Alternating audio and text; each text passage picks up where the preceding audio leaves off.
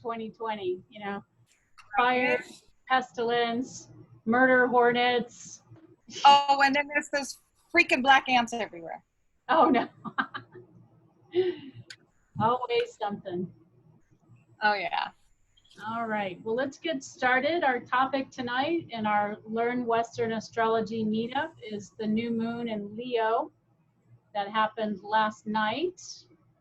It was at 26 degrees and some odd minutes of Leo, so wherever you have that in your chart.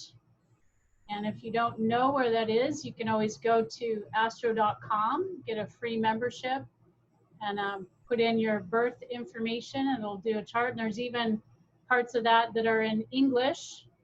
So those of you that don't speak astrologies and aren't able to interpret the symbols, you can like go under personal readings, I think it is, and it'll tell you what the planets are in and where the houses are. So think about where you have your Leo house. For me, because I'm a Cancer rising, it's in my second house, which is the Taurus house. So that would be our personal values, our personal resources, ability to make money, material benefits. So new moons bring things that are new, right? So I'm hoping to have some new income streams here pretty soon. That would be nice. New ways of making money.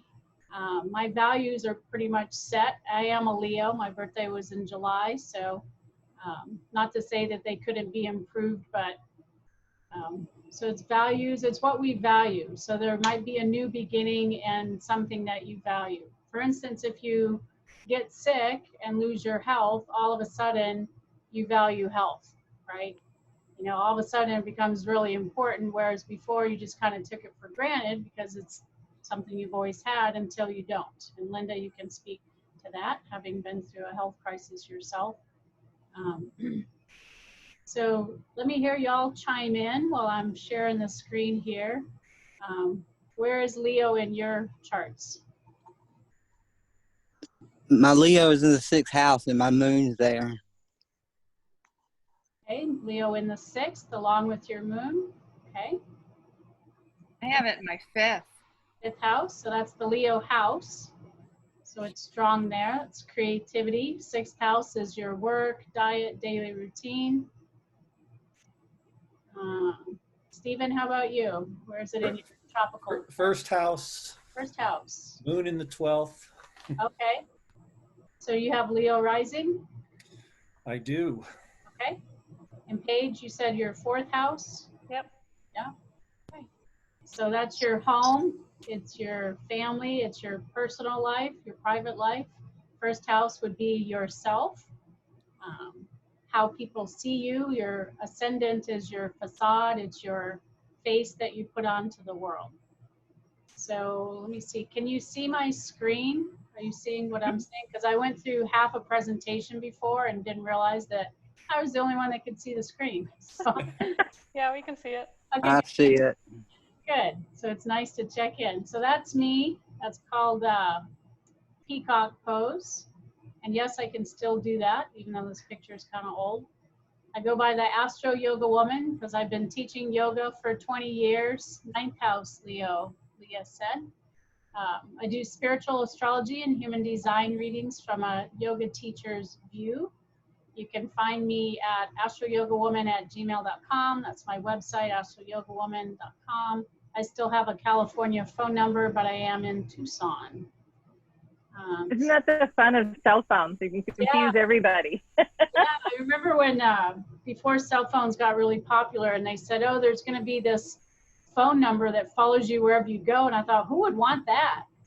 Like I used to screen my calls. Anybody else used to screen their calls? You know, I wanted to see who was calling, and it was always such a fun thing to come home. Oh, who called me? Who called me? Well, now you can't escape your phone. It's with you wherever you go. So the new moon in Leo, 26 degrees, 27 minutes. And here's the chart for the event. For those on doing a Facebook Live, let's see if you can, sometimes it does it backward. So I never know if it's gonna be straight on or not. For this particular chart, it has a Taurus rising with Uranus conjunct the ascendant. So that means expect the unexpected. Like, be open to whatever possibilities come. Uranus is known as the Great Awakener. So there might be some surprises that come out of this new moon. Something, even though usually we think of things revealed as being a full moon, with this new moon, there might be something that out of the blue is revealed and comes up. In this chart, the new moon is happening in the 5th house. Like Linda's house, it's conjunct Mercury, right? And it's got a kite pattern. I'm not sure if you can see the kite here. There's a lot going on in this chart. But there's a grand fire trine between the sun and moon with Mars at 24 Aries, with the south node at 26 Sagittarius, and then the kite with the earth at 2635. So let's talk about the aspects a bit. We'll start with Mercury, the superior conjunction to Mercury. In other words, words matter. So Mercury is our planet of communication. It's our mind. It's how we think. It's our words. So when we have a new moon, it's a good time to set our intentions, to actually write it down physically, not just with the computer, but take paper to pen. There's a different part of the brain that hits. So think about where you want to create something new. Leo rules creativity. It rules children, it rules romance, passion, fun and games, risk-taking, acting, drama. So what creative efforts can you bring into your life at this time over the next 2 weeks? So jot that down if you haven't done it already. We're still in the new moon phase, even though the new moon happened last night. We're still at that point of new beginnings. And think about the words that you use, like a certain someone called a woman nasty. Okay?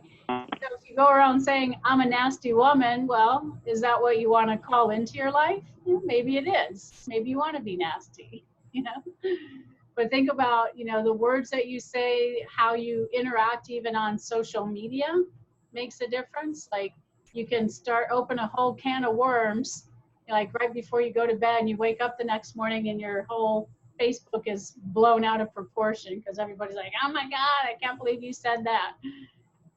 So be aware of the words that you use. And so when Mercury and the sun come together, it's a powerful guidance mechanism. Sun is our conscious awareness. And think of Mercury when it's conjunct the sun like that as sitting shotgun. It's like acting like the navigator or the narrator of our journey. And we're getting like an upgrade, revising our direction, new marching orders, and enhancement of purpose.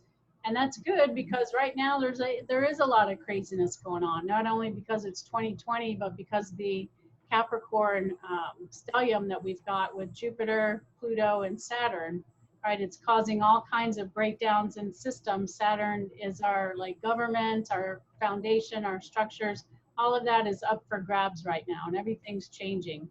So this is a good time to really get clear on what your purpose is and use your creativity, because that's what Leo rules, is our creativity. And also coming from the heart, right? Leo rules the heart and the back. And so when we lead from, Leo is a leader. So when we lead from the heart and we lead with creativity and think of different ways of doing things, we get a new perspective on things. And so this clarity of direction is built directly into this new moon. And when the Mercury is any planet, when it's so close to the sun like that, it's called being combust. In other words, it gets kind of eaten up by the sun. You don't really see it. But then too, it's as if it's sitting in the lap of the king. So the planets go around the horoscope, go around the wheel. And when they come to the sun, it's like they're in the throne room of the king. So you don't really see anything else. But when it's right conjunct like that, it's sitting in its lap. So there's a little bit of spotlight shining on it, but pretty much all you see is the sun. And Leo is ruled by the sun, so it's very strong there. It's very happy in its home sign.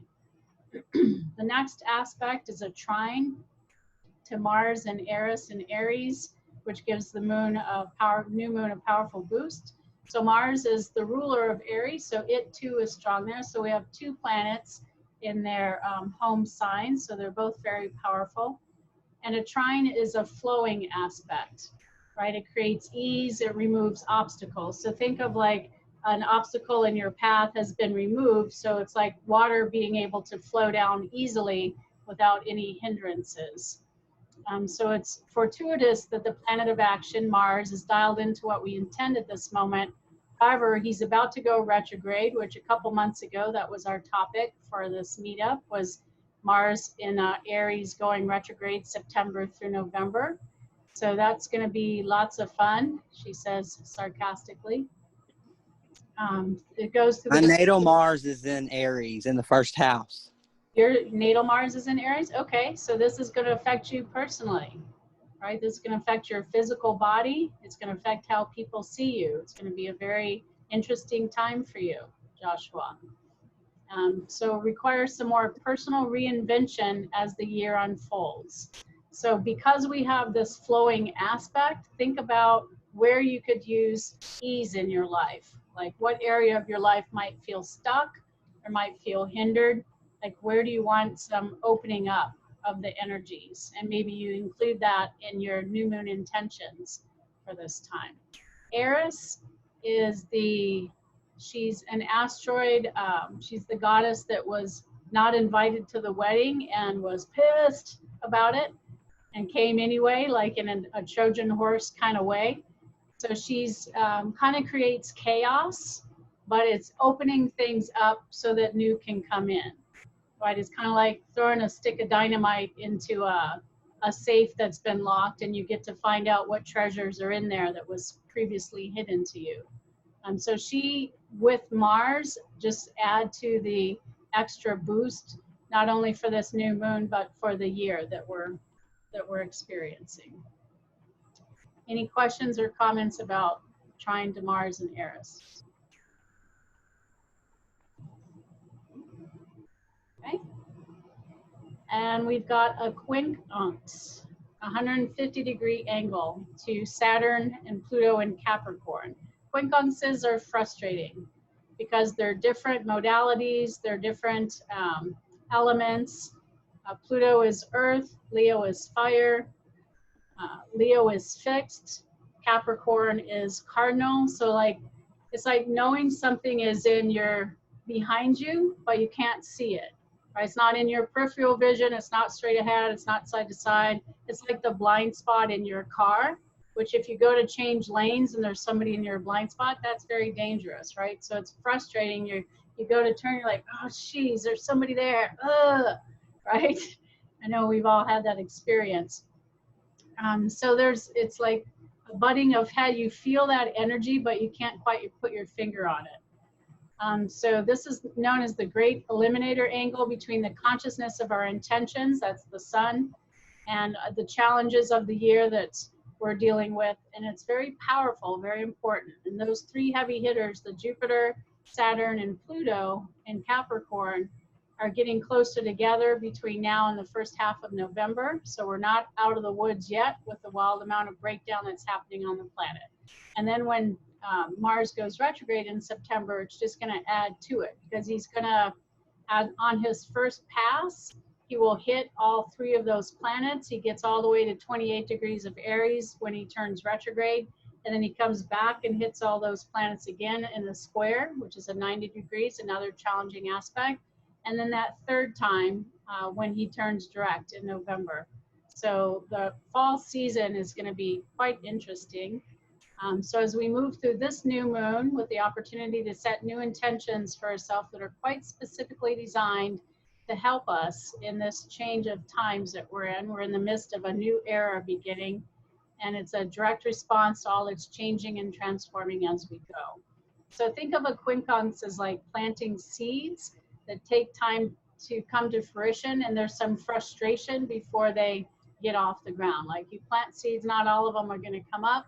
Some will, some won't. So, but still, plant the seeds regardless. Okay. Questions or comments on that aspect? Mm-mm. Okay, moving right along. There's a sextile happening. So sextiles are similar to a trine, not quite as strong. It's a harmonious aspect because the elements agree with each other, like fire and air get along with each other, and earth and water get along. So the sextile between Venus and Uranus opens our heart chakra. So that's love, compassion, empathy, seeing the other person's point of view, not just being in our own space. Leo, I'm a Leo, so I can speak to this directly. It's a fire sign. Fire is ego. Okay, so Leos can be self-centered, they can be self-absorbed, they can be wrapped up in it's all about me and everything, like the sun, everything revolves around me. And so sometimes we have a hard time seeing other people's point of view. So when your heart chakra opens, it's like that love of Leo, that compassion spills out to the whole world, right? And you can embrace the whole world in this open-heartedness. This sextile between Venus and Uranus brings a sense of that anything is possible. As I said earlier, the Uranus is the great awakener, right? It's like a lightning strike that in the dark of the night, everything all of a sudden you can see it. And it's filled with forward thinking and inspiration. It's through this great awakener that we understand that anything is possible. So that's why I'm thinking that this new moon is a very powerful time to set intentions while we have a little bit of quietness in the mix astrologically this year.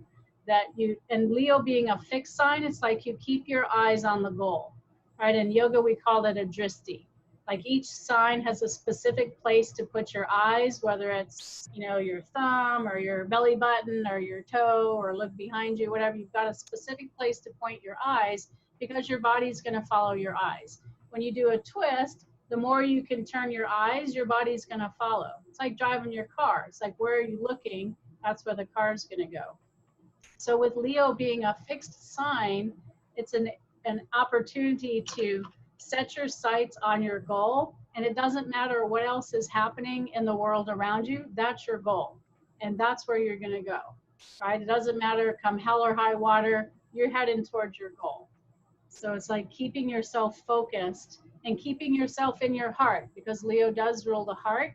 Like there's lots of opportunities to get upset and to act out and to react. But instead, I like to say from a yogic perspective is you stay in the center, like the calm part of the storm is in the center, the calm part of the hurricane. Stay in, Lao Tzu said, stay in the center and let all things take their course, right? So the craziness and the chaos and the falling down, the destruction of the systems around us is gonna happen, but we're clear because we're staying in our heart, right? Very important too to stay, to practice self-care at this time. Like with all the lockdowns, a lot of people get depressed, you know, they don't have their social contacts, they're cut off from their support systems. So do things that are nice for yourself at least once a week, if not once a day, right? Be a little Leo-like, be a little selfish and say, how can I take care of me? What would make me happy right now? There's a book called The Artist's Way by Julia Cameron, and she says, take yourself out on artist dates. Like we can't really go to galleries right now or museums, but I believe a lot of them have openings online where you can visit these galleries all across the world. I know the Guggenheim does that, where you can go on these inspirational creative adventures, do something for your creative child within. Leo rules children. So questions, comments? Sextile. How long does that last? Well, Venus moves rather quickly because it's Right. in between the sun and the earth. So it's for now, it's for this new moon period. So we can consider the new moon to be a month. It's a cycle, it's the start of a cycle. So from new moon to new moon. So let's say that this aspect, even though Venus is going to move off of Uranus rather quickly, you can imagine that this whole month is going to have the flavor of that aspect. Okay. Okay. Great. So that's all I got to say. I took that picture yesterday. I think that's so cute. Where did you get that stuff? Well, I've had that little lion for a while, and then I found the little crown and scepter and whatnot at an astrology event. Somebody left it, and so I snapped it up. So here he is. Oh my God. Here's my other little Leo guy. Cute. Leo that I am. It's all about me. So let's hear your take on what did you hear today? What did you learn? What did you experience maybe last night with the new moon? I don't sleep well. I have Cancer rising, so that's ruled by the moon. So new moons and full moons mean that I probably am not going to sleep the whole night. Sensitive to everybody else. Oh, I do the same thing. Always have. With the new moon and full moon? Yeah. Anybody else have an experience of the new moon last night? Had a bunch of really weird dreams, but Weird dreams? that's not totally unusual for me. Yeah. I did too. I don't normally remember my dreams, but because I woke up, you know, oddly, like I remembered it. I don't remember them now. I just remember, well, that was weird. I do remember pancakes. Pancake, and so of course now I want pancakes. Oh, funny. All right. So what else astrologically do we want to talk about? I'm kind of tired of talking myself, so I'll let somebody else talk. I'll just say that I have been trying to embrace my creativity. I've been doing a lot of sewing lately, like little crafty things.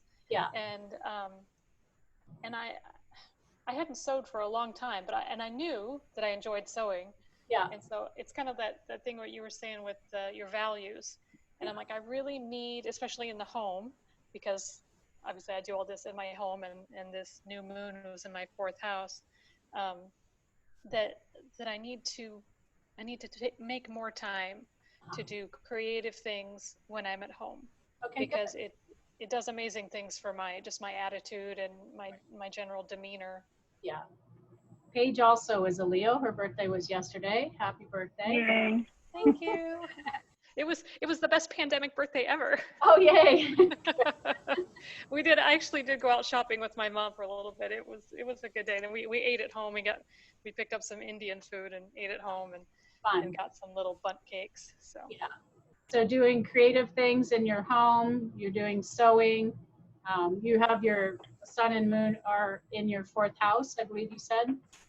Yeah, the new moon is in the 4th house. Yeah. 4th house, so doing things in the home. That's why knowing where these events happen in your chart, they can kind of pinpoint for you what area of your life is being affected, right? If it's in the 1st house, that's in your personal self, like in Stephen's example.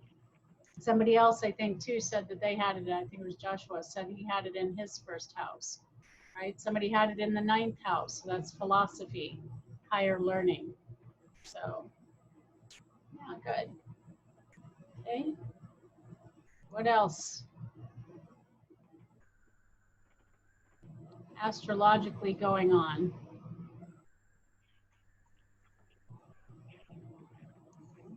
Well, I'll talk just a little bit. I had in what's called your progressed chart, which is the chart that you're living now. So there's your natal chart that doesn't change. It's like where the stars and the planets were at the time and place of your birth.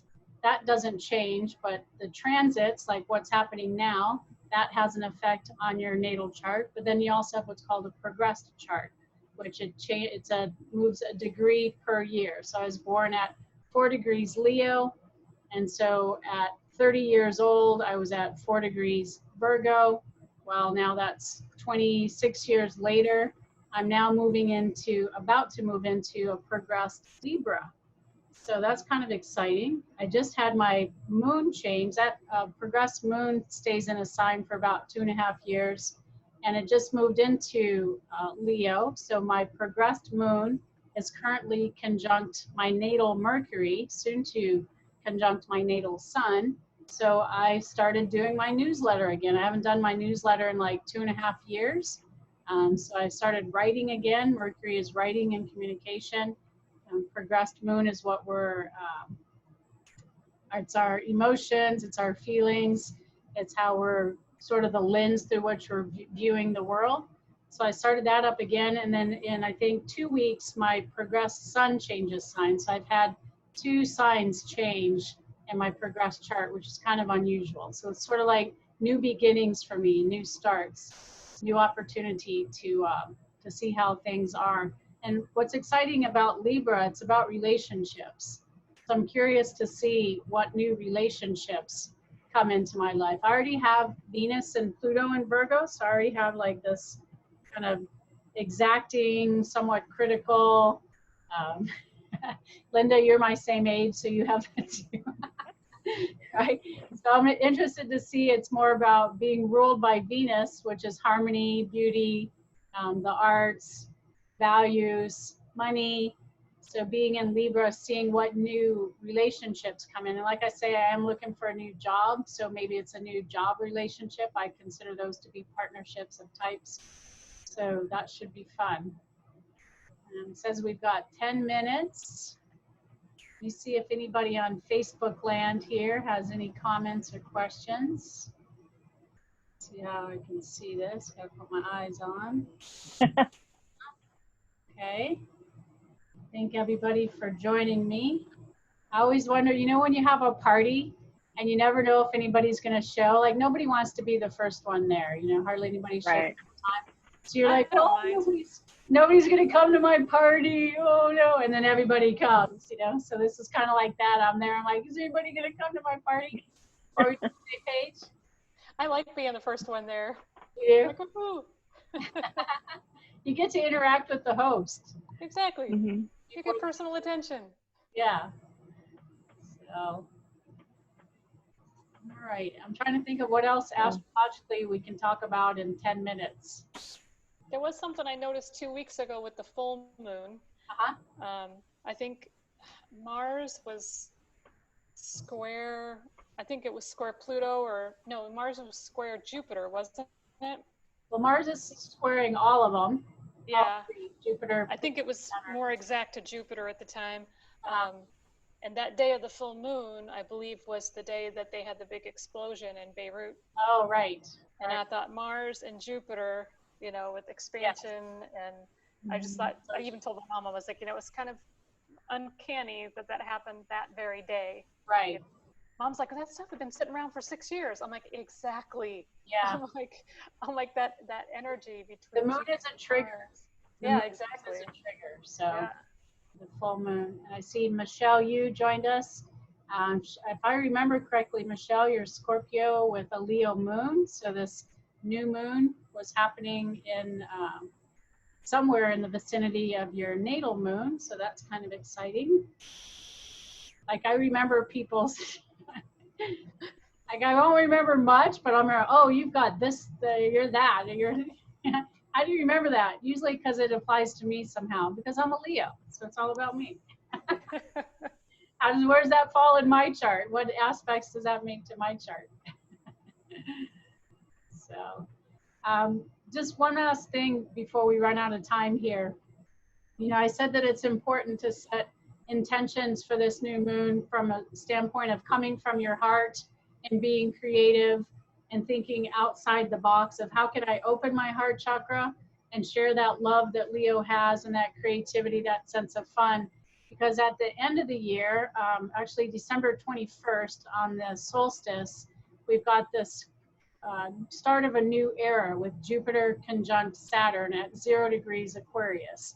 So even though we've been heading up to the age of Aquarius, like we've been in this energy for quite some time, that's sort of like the grand opening or sort of the kickoff, because it's Jupiter and Saturn come together every 20 years. So it's the start of this new cycle. So how you set your intentions now when it's in the opposite sign of Leo is going to have an impact for this, not only for the next cycle until the full moon or until the next new moon, but also through the rest of the year and going forward for this next 20-year era that we're about to enter. So think about what it is you want to create. Maybe it's like how you want to see the world. You know, if you don't like the way it is now, we all have a part in that because our thoughts are creative. We're co-creators with the divine. So how we set our mind and how we set our intentions does make an impact, and it does make a difference. And just remember to stay in your heart. Like we get all worked up in our head. We say things maybe that we don't mean or that come out wrong and it doesn't sit right. So Don't be afraid to apologize. Don't be afraid to have some humility, said the Leo, to come off your throne and to be humble, right? It goes a long way, you know, so be conscious of your words. We've got that superior conjunction of Mercury and the sun right now in Leo, in its domain. So it's very powerful. And that Mars conjunct Eris in Aries in its home sign, also very powerful. We got that grand trine.